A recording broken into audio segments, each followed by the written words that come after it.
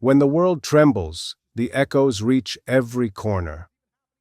Following the U.S. strikes on Iran's nuclear sites, over 40,000 American troops stand vigilant across the Middle East, as Tehran warns of severe retaliation.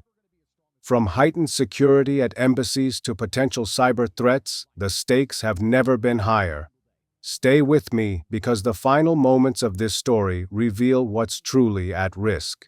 There are moments in the fraught chronicle of international relations when words are wielded not merely as instruments of communication, but as declarations of epochal shifts, intended to shatter old paradigms and usher in new, unyielding realities. We now stand witness to such a moment, encapsulated in a pronouncement delivered with stark finality by the American Secretary of State, Marco Rubio. "The game is up," he stated, his words aimed directly at Iran, a nation whose intricate dance of global diplomacy and strategic maneuvering has, for decades, perplexed and challenged world powers. This is not the language of negotiation, nor an invitation to further dialogue in the traditional sense. It is, in its essence, a verdict, a declarative full stop on what Rubio characterized as Iran's long-standing strategy of using diplomacy to delay U.S. action. He asserts that this strategy has now decisively failed, specifically because, in his words, President Trump did what he said he was going to do. This explicit linkage of Rubio's declaration to the actions of the president underscores a perceived new era of American resolve. But these are no longer just words hanging in the ether. Across the vital landscapes of the Middle East, at key United States installations, in Iraq, throughout Syria, and notably at Qatar's sprawling Al Udeid Air Base, the forward headquarters of CENTCOM, security has been dramatically elevated.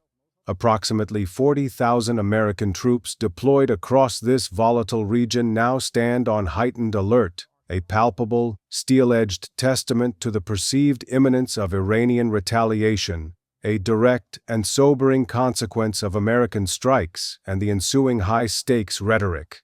This state of extraordinary readiness of men and women poised for impact is the unspoken, urgent postscript to every diplomatic pronouncement, a silent witness to the razor's edge upon which peace now teeters precariously. Decades deception. Secretary Rubio's assertion that the game is up is underpinned by a specific accusation, that Iran has been, in his pointed phrasing, playing the world for 40-something years.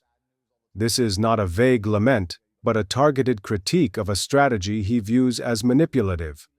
The essence of this decades-long game, according to this perspective, was an adroit use of diplomatic channels, not as genuine avenues for resolution, but as tactical instruments to stall, to obfuscate, and to delay decisive action, particularly from the United States. This delay and diplomacy tactic allegedly allowed Iran to continue pursuing its contentious agendas while appearing to engage with international concerns. The recent American-led military strikes, Operation Midnight Hammer, are thus framed as the conclusive event demonstrating the futility of this strategy. Rubio warned that these strikes unequivocally show Iran it can no longer continue this pattern.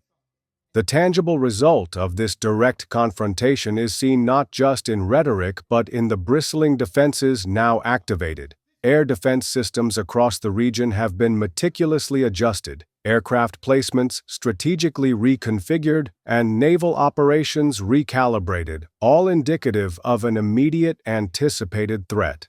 These are not drills. These are the calculated movements of a military bracing for impact, a stark indicator that the end of one game may simply be the prelude to a far more dangerous form of direct accountability. The intelligence fueling this vigilance speaks of Iran potentially attempting direct strikes on U.S. assets, or, alternatively, leveraging its network of proxies to interfere with American forces or vital shipping routes, though these proxies currently appear to be displaying a notable degree of caution. perhaps limiting Iran's immediate retaliatory options, but not eliminating the threat entirely.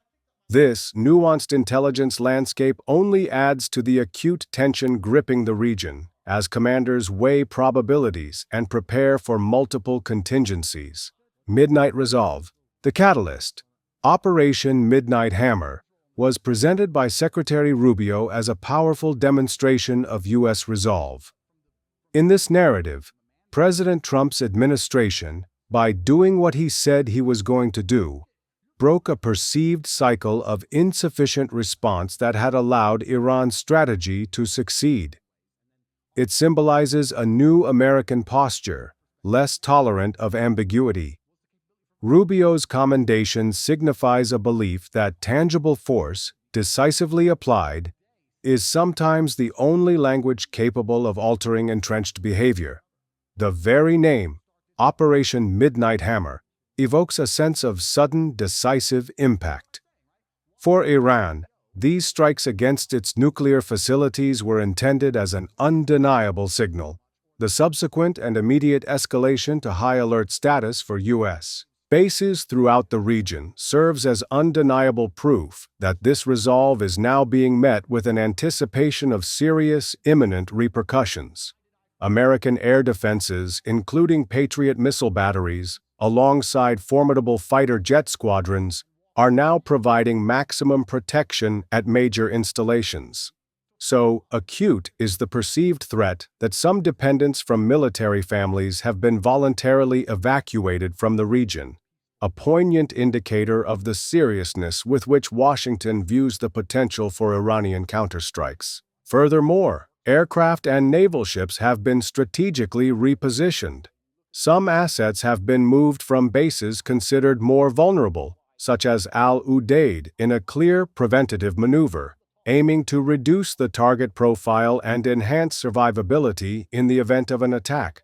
These are not merely defensive adjustments. They are clear signals of deterrence, reinforcing readiness without explicitly telegraphing an intent to escalate further from the U.S. side, yet making unequivocally clear that any Iranian action will be met by a prepared and formidable force. The hammer has indeed struck, and the aftershocks are manifesting in urgent, comprehensive military preparations. Force diplomacy. Paradoxically, even as Secretary Rubio delivered his stark "the game is up" message, amplified by the reality of Operation Midnight Hammer and the palpable tension emanating from military commands worldwide, he also reportedly subtly left the door open for future diplomacy. This seemingly contradictory stance is the hallmark of the current U.S. approach: diplomacy backed by force. First, a strong show of military force. Only then, if Iran stands down, might negotiations resume. This approach fundamentally alters diplomatic engagement, making it conditional on prior capitulation, backed by the credible threat now underscored by forces on high alert. The immediate consequence was the collapse of existing diplomatic avenues, including Europe-mediated and Omani-facilitated talks. The high price of the force-first strategy is the destruction of established channels. While Rubio hints at future talks, the path is steep, overshadowed by the intense military readiness.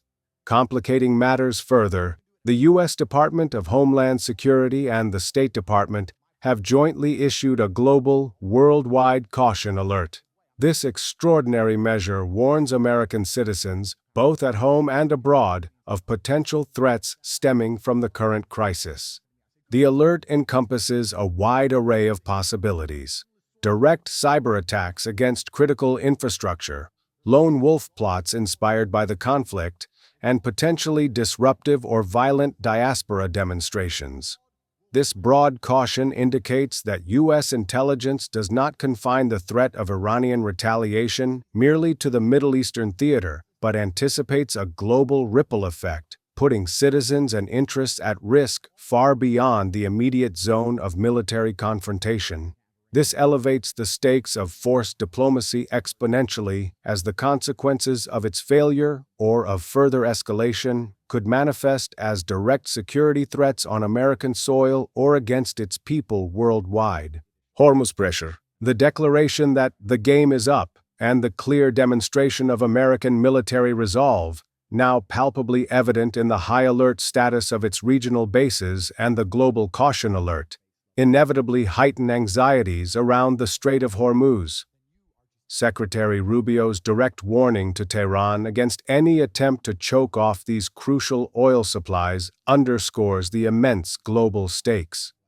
Any interference here would trigger an immediate energy crisis and provoke a robust military response from forces already poised. This threat looms large. For Iran, it's a potent deterrent. For the United States, whose assets are primed, ensuring freedom of navigation is non-negotiable. Beyond oil security, the crisis carries risks of nuclear proliferation. If Iran feels diplomatic avenues are closed and its game called while facing prepared U.S. forces and global condemnation, it might feel less constrained by previous commitments. The intertwined threats to oil and nuclear stability, amplified by bases on hair-trigger alert and worldwide security advisories, define this perilous act. The Pentagon's explicit elevation of security at key bases like Al Udeid in Qatar, a hub for air operations, and across Iraq and Syria, directly addresses the intelligence warnings of potential direct strikes or proxy actions. The around 40,000 U.S. troops in the region are not just on alert. They are actively reconfiguring their defensive posture, from aircraft placements to naval operations, anticipating a response that U.S. intelligence suggests could come within the next 1 to 2 days. This acute short-term threat window transforms the strategic pressure into an immediate, tactical waiting game, where every intelligence update, every movement, is scrutinized for signs of impending attack. Pattern broken. The central assertion underpinning Secretary Rubio's pronouncement is that Iran's delay and diplomacy tactics are no longer working, signifying a decisive break in a long-established pattern, a break now underscored by the heightened readiness of American military power across the globe. The argument is that the rules have changed because the United States under President Trump is operating under a different playbook. This declared break in the pattern is a high-stakes psychological gambit. The U.S. posture combines a strong show of force with a conditional willingness to engage diplomatically. This new dynamic leaves Iran with a stark choice: adapt or escalate further. The very act of declaring the old pattern broken and visibly preparing for the consequences is an attempt to enforce it. The domestic vigilance within the United States is also on high alert, with heightened security measures active to safeguard against elevated cyber or physical threats stemming from this international crisis. This brings the conflict home, emphasizing that the pattern broken abroad has direct implications for security within America's own borders. While Iran's proxies appear cautious, limiting some of Tehran's immediate options, the risk of direct missile or drone strikes or sophisticated cyber warfare remains substantial, according to U.S. officials. The comprehensive nature of the U.S. defensive posture, from military bases abroad to homeland security measures, indicates a belief that Iran is capable of and potentially planning a multifaceted retaliation. The goal of breaking Iran's pattern is thus met with a determination to withstand whatever consequences that break might provoke, a grim testament to the perceived seriousness of the standoff. Altered stakes. The unambiguous declaration by Secretary Rubio that Iran's long-standing strategic game is up, reinforced by Operation Midnight Hammer, President Trump's perceived determination, and now, critically, the confirmed U.S. bases on high alert and the global, worldwide caution fundamentally alters the stakes. The message to Tehran is stark: your playbook is obsolete, and we are prepared for your reaction on multiple fronts, both regionally and globally. The U.S. approach of diplomacy backed by force places the onus on Iran to de-escalate. The global stakes, from Hormuz to hometown security, are immense. Any miscalculation in this superheated environment, where intelligence suggests an Iranian strike may be imminent, could have catastrophic consequences. The collapse of established diplomatic channels removes crucial safety nets at a time they are most needed. The subtle opening for future diplomacy that Rubio mentioned remains conditional and ill-defined, offering little solace as both sides visibly brace for potential conflict, with U.S. intelligence now indicating a possible Iranian reprisal within the next 24 to 48 hours. This imminent risk window transforms strategic anxieties into tactical urgencies. The reinforcement of U.S. air defenses, the strategic repositioning of naval and air assets, and the voluntary evacuation of some military dependents are all sober responses to credible threat assessments. While the U.S. intent is framed as reinforcing defense readiness without an explicit desire to escalate further, the situation remains extraordinarily volatile. Both nations have publicly escalated, and the very specific intelligence regarding the timing of a potential Iranian response suggests the world is holding its breath on the cusp of significant and potentially violent developments. Uncertain future. When a senior diplomat declares with such finality that an adversary's intricate, decades-long strategy is finished, it is an attempt to impose a new reality. Secretary of State Rubio's assertion that the game is up for Iran casts a long shadow of uncertainty, a shadow now deepened by the stark image of American military bases on high alert and intelligence anticipating Iranian action within days. If this game truly is over, what replaces it? The American proposition seems to be coercive diplomacy, but this assumes Iran will yield under such overt pressure and military preparedness. The global implications are vast. A Middle East where established rules are void and major powers are visibly preparing for hostilities based on specific short-term threat intelligence is a Middle East on a knife edge. Will this lead to a more stable order? Or will it unleash even more volatile forces as retaliation unfolds? The path to any future diplomacy appears narrow and steep, heavily conditioned on Iran's response to the current military posture and threat assessments. The risk is that such an ultimatum, coupled with clear evidence of U.S. anticipation of an attack, might instead provoke a defiant, cornered response, where desperate measures are contemplated and the chances of wider conflict, ignited by an Iranian strike and a subsequent U.S. counter-response, increase exponentially.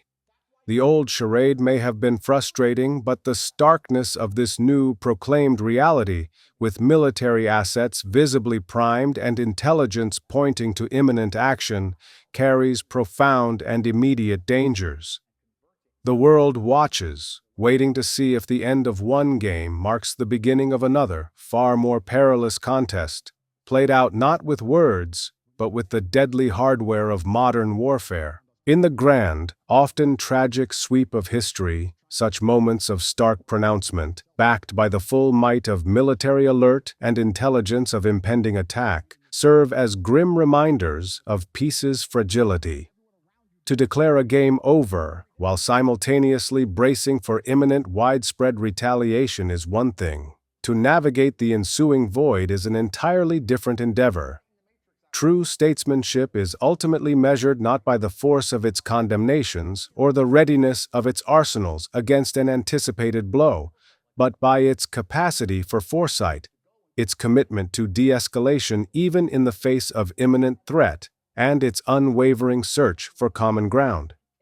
The enduring challenge, when the board is upended and military forces are poised for incoming fire, is to find the wisdom and the courage to prevent the players, and indeed the world itself, from being consumed by the ensuing chaos, and to strive instead to build anew, even from the ashes of confrontation.